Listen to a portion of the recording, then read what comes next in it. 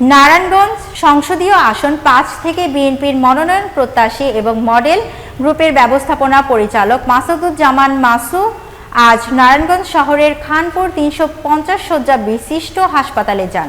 তিনি সেখানে ডেঙ্গু আক্রান্ত রোগীদের খোঁজ খবর নেন, তাদের পাশে দাঁড়ান এবং চিকিৎসা ও সার্বিক অবস্থা সম্পর্কে খোঁজ খবর নেন। মাল্টিমিডিয়া রিপোর্টার মারুফ আলম জানান, এই সুযোগে মাসুদুজ্জামান মাসু ১ মাস ব্যাপী বিশেষ ডেঙ্গু প্রতিরোধ কর্মসূচির ঘোষণা দেন। এই কর্মসূচির আওতায় নারায়ণগঞ্জ সদর ও বন্দর এলাকায় ৪টি বিশেষ মেশিনের মাধ্যমে মশা নিধন কার্যক্রম পরিচালনা করা হবে, যাতে ডেঙ্গু সংক্রমণ রোধ করা যায় এবং নাগরিকদের ভোগান্তি কমানো যায়।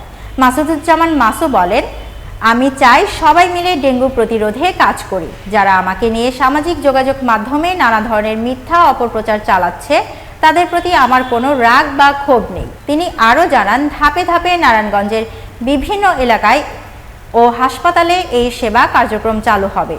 এ উদ্যোগে এলাকাবাসী সন্তোষ প্রকাশ করেছে এবং আশা করেছে মাসুদের নেতৃত্বে এই মানবিক কর্মসূচি ডেঙ্গু পরিস্থিতি নিয়ন্ত্রণে গুরুত্বপূর্ণ ভূমিকা রাখবে। আমাদের পলিসি না, আমরা আসলে যে যাই বলুক, সবাই দলের লোক, একসময় সবাই একটি প্ল্যাটফর্মে কাজ করবে সবাই, কারণ সবাই আসলে জাতীয়তাবাদীতে বিশ্বাসী করে। আমাদের দলের যারা এই রকমের যদি কোনো কথা শুনেও থাকেন আপনারা, হ্যাঁ, কিন্তু আপনি যদি প্রশ্ন করেন আমার ব্যাপারে, আমি আপনার বলবো যে আগেও যেটা আপনি বলছেন যে আমি কেন কথা বলতেছি না, হ্যাঁ, নাম ধরে বা ওই পদ ধরে কোনো কথা না, এটা আমার কাজ না। আমি একেবারেই একটা সাধারণ সদস্য এই দলের। আমার আশেপাশে যে দেখেন সব ক্লিন ইমেজের লোকজন আছে এবং আমার লিডার, আমি তাদের কর্মী। আমি ঠিক আছে,